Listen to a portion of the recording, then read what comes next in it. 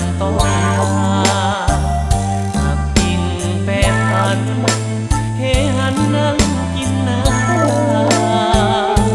บ่มีเงินแลกคู่แข่งเขาแซงจนตายเขาแต่งกันไปสุขใจเพราะมีเงินมาอายคนหากิน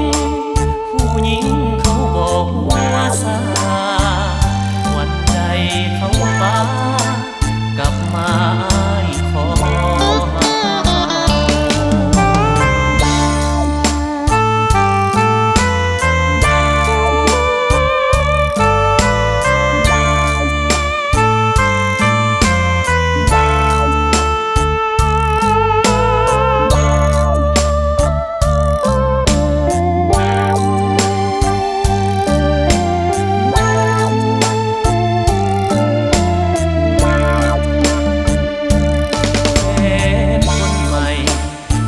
ใจเขาหังเขา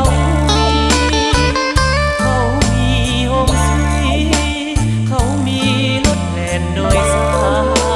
รเขามีเงินทอง